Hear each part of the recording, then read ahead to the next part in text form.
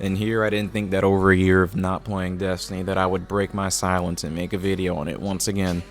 Throughout my time away from this game, I will admit that I missed the fun streams, trying to show folks how to play, and most of all the Guardian Theater. I missed that loop of farting around in pubs and trials for several hours, and then pulling up Guardian Theater and reacting to all the streamers I played with and against in real time, just laughing with chat. Even if I got my face smashed in, it was still a good time to even reflect on things I did wrong in retrospect. And above all, I just missed gaming with some great friends that chose to stick around Destiny 2 I made along the way. But that's neither here or there. Here's why I decided to make this video. Destiny 2 player sentiment across the board, not even just PvP, is at the lowest it's ever been, and this franchise has been through some dark periods. For the PvP side of things, there have been a plethora of reasons, but many of these reasons can mainly be boiled down to the PvP environment not being treated with the grace it needs because those in leaderships did not believe in it.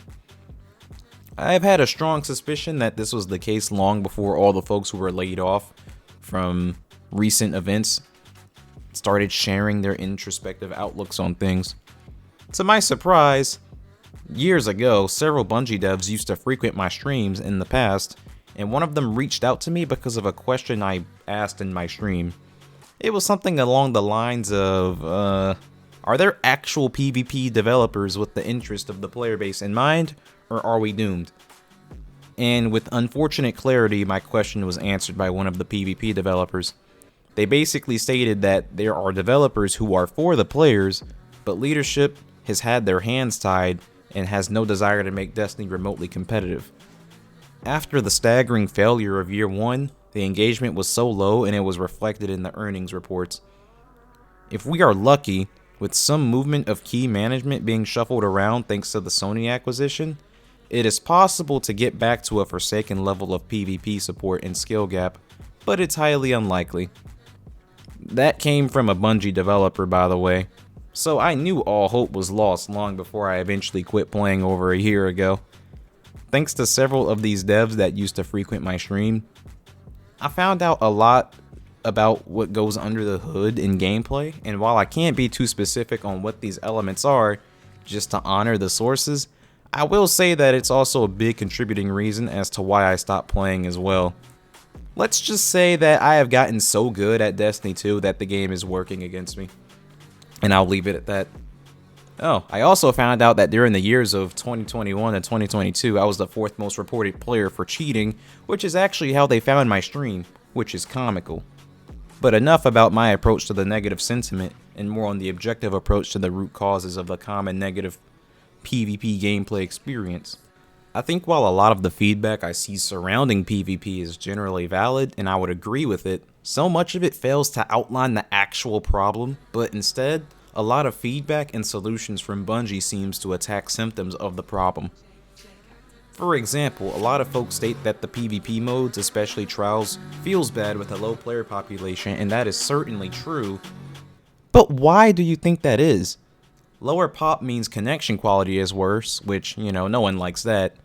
But most of all, it means the competition is cranked up if we aren't counting cheaters. Why does playing against sweats feel awful? The simple and honest truth is that Destiny's PvP at a high level is unplayably bad. If there aren't any rules in place, because the balance is horrible and the gameplay is running on a decade-old formula that's been figured out years ago. The ultimate problem of the core gameplay experience and why it more often than not feels unfun and rewarding is because the game has been solved for years now. But let's expand on that. In order to expand on this, we have to define what solved and rewarding gameplay actually means. Destiny has many different types of players, so what rewarding gameplay may entail for myself is likely not the case for another player. For example, rewarding gameplay for me is when I am allowed to skillfully express myself with the primary weapon types in Destiny as well as showcase my game sense in game. To those of you who may not know me, I like to showcase my ability to consistently hit yellow numbers with the primary weapon of my liking. If you've watched any of my primary ASMR videos, you will notice that I like using weapons with a moderately challenging minigame to string as many kills as possible in rapid succession, such as Hawkmoon or No Time to Explain. Or hell, there's some legendaries thrown in there too. And elements of gameplay that prevent me from engaging with the gameplay loop as described just moments ago will frustrate me or at the very least be a minor inconvenience. It's why I strongly dislike special weapons and frequent uptime and potent abilities. I think they're just cheesy one-hits, and these one-hits and abilities can be elevated by having a poor connection. And these power spikes and things such as flinch or aim punch or bloom, like anti-skill mechanics like that, bother me as well. These remove my personal agency to play how I want. So yeah. But let's say you're the opposite of me, and the allure of space magic and power fantasy is what hooks you about Destiny's PvP. Maybe you like to theory craft these ability-centric builds that require very specific conditions for execution, and there is a desired outcome you want to see. For example, maybe you are using a build focused on solar ignitions, and your goal is to wipe an entire team, or maybe defeat other guardians in super state with an ignition. For the tens or hundreds of times you will fail, every time the stars align and you succeed, you get that burst of dopamine, and that's the reward for you. And things that might frustrate a player like this might be sandbox changes to ability uptime or potency that unintentionally destroys the way you like to play, or things such as suppressor grenades or things of that nature that puts a temporary stop on your power fantasy. All this to say, rewarding gameplay can simply be defined as gameplay, as like a gameplay loop that keeps the players interested, in a gameplay loop that finds, or that players find enjoyment out of, and it's addicting, right? I wonder if people know why the private matches engagement statistic has been moderately active and only getting higher numbers. It's simple, really. Private matches is an environment you can curate to fit your specific needs as a player. The one who is carrying this statistic without a doubt is IllPhysics and his large community with his trademarked Labs experience. IllPhysics is aka Tony. And Labs is basically like sweats / pickups with a far less restrictive rule set than what you would see in the very small scrim community of Destiny. The reason Labs is so popular is because it brings in improvement-minded players, giving them an environment to learn, but also have fun while doing so. So they can bring their improvement-focused mindsets while also getting good value out of their time and actually having fun. This is something you cannot get in the match-made realms of Crucible. It is possible to improve, but you will be bashing your head against the wall and being on perma-tilt because the game is so unbalanced and unrewarding. Tony's Labs have shown that there is a very high demand for improvement-focused environments, and since Bungie doesn't have what it takes to supply that demand, Tony will happily oblige. But enough about rewarding gameplay, though. What does it mean for something to be solved? I think the easiest way I can describe this is that a group of folks or players en masse have an understanding of the optimal strategies to use in-game. This manifests itself in different ways in many different types of games. In MMOs, it might be that specific builds and the gameplay required to pilot said builds are too strong with a high ease of use. This may upset super invested players who like to do raids, whether it be for speedrun records or maybe it's a brand new raid and there's a highly competitive raid race, to not use the optimal setup. And to not use the optimal setup, it can almost be considered throwing, if placement is what you're playing for. In Destiny's case, let's use zone trials. The optimal way to play that mode is to play to win.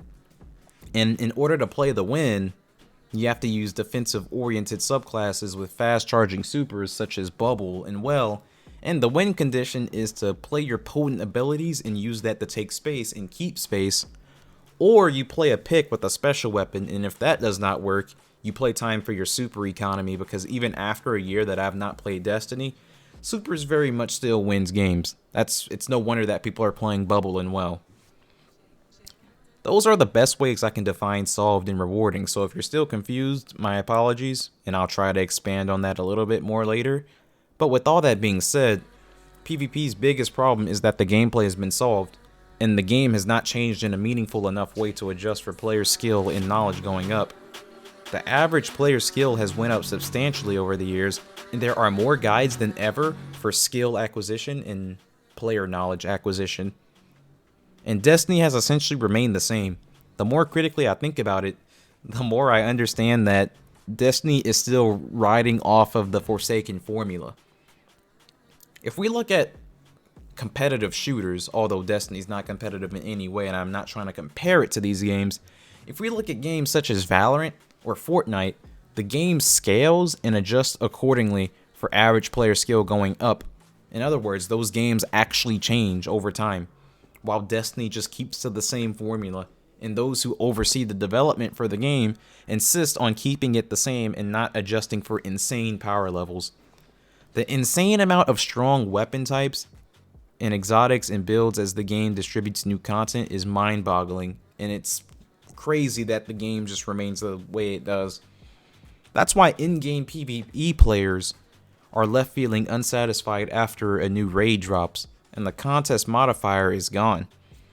These raids were made with the Forsaken formula in mind, and it's no wonder all in-game PvE content cannot challenge the overwhelming power level of today's Guardians. But this is about PvP, and that's what I'm knowledgeable in. Back to PvP though, I think the reason many PvP players, including myself, look back at how fond we were of the Forsaken experience is because average skill level was a lot lower years ago. Forsaken was an unbalanced mess, no doubt about that, but it still felt enjoyable because there were so many shitters that played who had no idea how to properly play and were generally unaware that players who had a lot more knowledge could literally use them as punching bags for video footage and clips. And hey, I don't put myself above this I don't put myself above this at all, because I did it too, and it's how I got Movie of the Week. I would wager good money that if we went back in time with the skill level we have as players now, back to the House of Wolves, to your Taken Kings, to your Forsakens, if we were to go back and play those eras of the game with the knowledge we have now, it would become unplayable so fast because that style of gameplay has been solved so long ago. Say what you want about Destiny 2 at launch in double primary and no radar, but that was actually the only point in the history of Destiny as a whole where you had to approach the game in a different way than what players were used to in Destiny 1 and modern day Destiny 2 PvP. You had to be more methodical, you had to manage your ability and super economy well since the uptime was a lot less frequent. Not only that, but the modes and maps were generally designed with balance and competitive gameplay flow in mind. And I say generally, there are some exceptions, though. Team play was a lot more interesting as well. A lot of players remember Year 1 as this deathballing hand-holding simulator, and while there is some truth to that, deathballing is what bad teams did, and only worked against a bad team of players. Try that deathball headassery against my team and you will find yourself spending more time in the respawn screen than you are playing. I still have a lot of my old YouTube streams up of me playing D2 Year 1 Survival and Countdown if you want to just watch that, although it's boring to watch for most. But if you actually watch and critically think about what my team and I were doing, we actually had strats and counter strats for offense and defense, and in survival, we literally knew how to force split spawns after wiping a team. I remember when 8-man rumble was a thing in Year 1, I had games where I literally kept half the lobby in a spawn trap. So I kept 3 or 4 players in a spawn trap in specific areas of the map, with the primary, by the way. It's not even like I had power ammo, and if I did, I used a sniper, not really a shotgun. Many hated on no radar while I found value in it because you could actually play the game in front of you, and team play and communication was an interesting dance and tug of war for map control and fighting for information. As fondly as I look back on my time spent in Year 1, it was certainly not without its frustration periods as well. There were times where I took a break from the game, or was on tilt from certain things being the way it was. So it was not all rainbows and, imperfection, right? All this to say, I would not wish Year 1 Destiny on today's player base, and for a lot of valid reasons, it was scrapped. But you cannot deny that it was the most skillful period in Destiny 2 that allowed for very interesting gameplay between teams. I know I'm probably going to get cooked for my opinions and praise of Year 1 Destiny 2's PvP formula, but let me ask you to be honest with yourself. For those of you that have played Destiny 2 in its early days, was the PvP genuinely boring and unexciting because it just was? Or did you use boring as a convenient scapegoat for the fact that you got your pussies pounded without your gimmicky one-hits and abilities. If you are honest and brave enough, let me know down below. I guess me bringing up year 1 segments into another point of contention I noticed as of recent. Bungie is doing this PvP modifier known as Checkmate, and I think the goal is to attack common community pain points with the sandbox. I have not played, so I can't really speak on the experience in practice. But conceptually, I think Bungie kinda cooked with this. It seems to bring the good parts of year 1 D2's like more refined elements of the sandbox, and it blends it in with modern day Destiny 2. From what I noticed, the kill times look slightly longer, and ability and super cooldowns have been increased considerably, and you have to earn special ammo through doing specific things, which fills up this special transmat bar thingy. When watching gameplay of it, it obviously has a long way to go before it's ready to really make its grand appearance in the entirety of Crucible. What bothers me about the conversation around Checkmate is that the sentiment behind Crucible core gameplay experience has been negative for years. So before Checkmate, somewhere along the lines, what Bungie has been doing has not been working in getting the desired results that players want to address the main sandbox concerns with bloat and power creep in this high influx of power spikes with relative ease of use. Then Bungie says, here we have a potential solution to address the demand for a more refined sandbox, and people don't want it. So do people want to continue having a bad time in PvP because the vanilla Crucible experience has not been good for years? So something's gotta give, right? Like, I will mention again, I haven't played it, so I can only comment from a conceptual point of view, but I will end off this segment with a question that I want people to critically think about. Let's assume that the Checkmate modifier for PvP is well tweaked and well balanced as possible, with a middle ground that all sides of the skill spectrum can tolerate in harmony. What's stopping this from being the normal Crucible experience? There seems to be a clear demand for a refined sandbox for PvP, and that would be a pivotal step in the grand mission of refreshing the Crucible gameplay experience. This seems to be a fair step in adjusting the game accordingly for a high average skill level and power creep, and people don't want this? It confuses me to no end. The incredibly high amount of power spikes and power creep in these overtuned builds and exotics are unhealthy for this game, and all it does is make it stale because everything is so strong and bloated.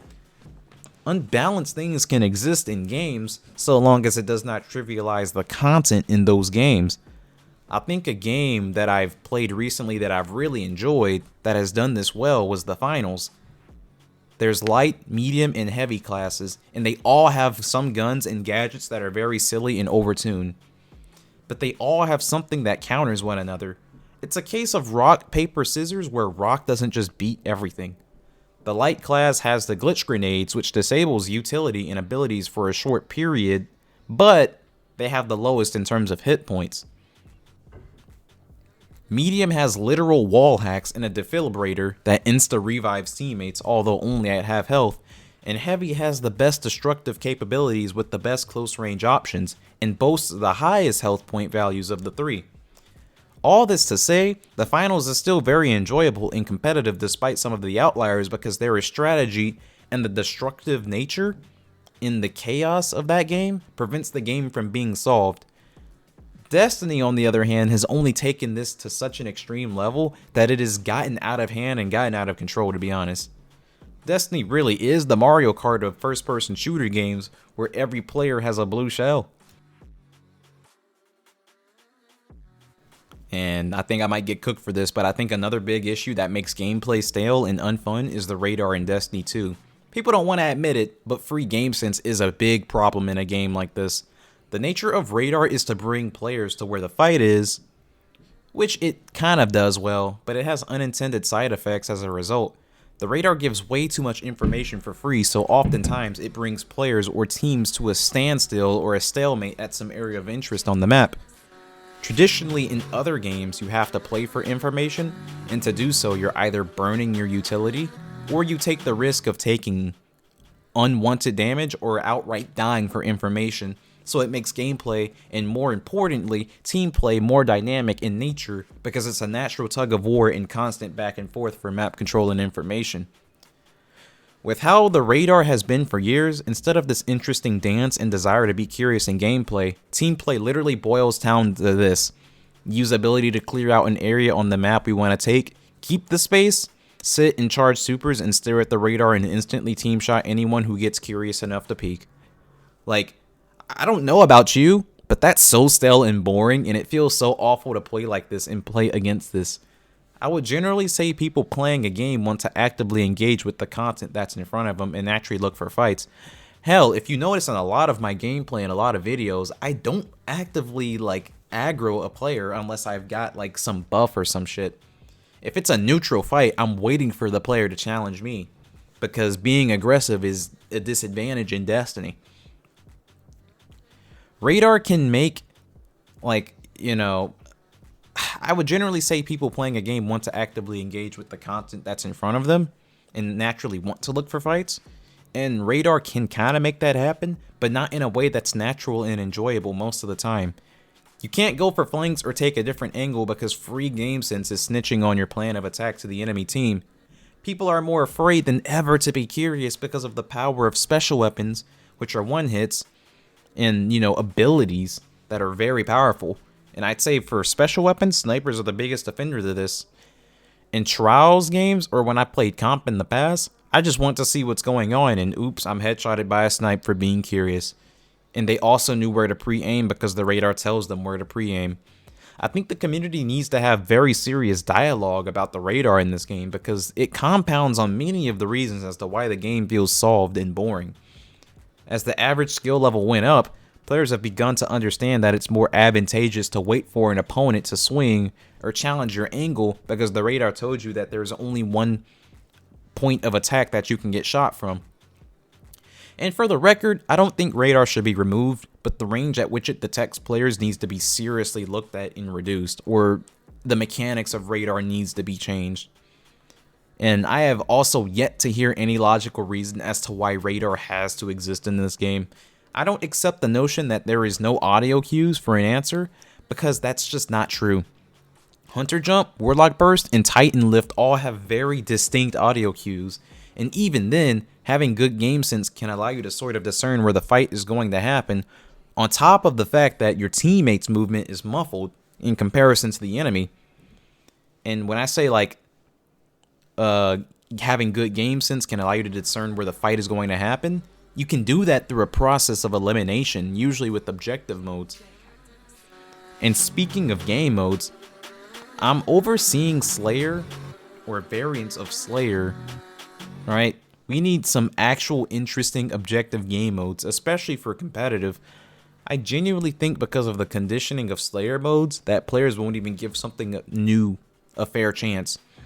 Rift and Countdown Rush are perfect examples, I believe, because players have played so much Clash or Slayer modes or like Clash with extra steps, they immediately look at new objective modes that are inherently more competitive by nature and immediately dismiss them because they cannot sit in one spot or run and rat around the map for a time and charge supers like they could in regular Slayer modes.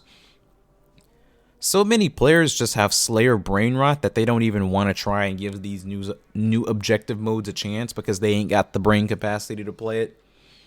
Countdown Rush seems to be Destiny's unique twist on the demolition game mode from Call of Duty, which is a very good mode, and I'd argue it's probably the best mode in the game right now in terms of competitive play. Like, there's actual thought put into how these modes flow and play out. So if you're gonna complain about objective modes, at least give it a fair chance and try to understand the modes, because most of the people who dislike objective game modes cannot even say that they tried to get an understanding of it before giving emotionally charged feedback. And I would say that those are mostly my top core issues that make PvP gameplay super stale and boring as of recent. I'm sure there are far more issues, but mans ain't got all day. I will challenge one more statement or ideal that a lot of players seems to have about Destiny. The classic, Destiny will continue being Destiny, comment or remark. I reject this idea completely because this just comes from a place of apathy and empty feelings. Just because Destiny will be Destiny, does that mean that the game has to just be in a perpetual state of shit? So there are genuine problems that Bungie could attack, but since Destiny is Destiny, we just gotta remain content with this bullshit seasonal model, underwhelming support for PvP, cheaters all over the place, terrible sandbox management. Like, if Destiny is just gonna be Destiny, then it will continue to bleed players, and players such as myself, who is once in love with the franchise, will continue to decide against playing it, because it will only lead to frustration and a negative experience. I want to play Destiny and I want to love Destiny like I used to, but it's pointless burning out my passionate fuel for something that is not there anymore and will probably never be there again. So I will continue observing from the sidelines on occasion while I wait for the finals to release, because Embark Studios seems to be the only studio that understands the concept of an actual action-packed, skill-expressive creative shooter that's fun.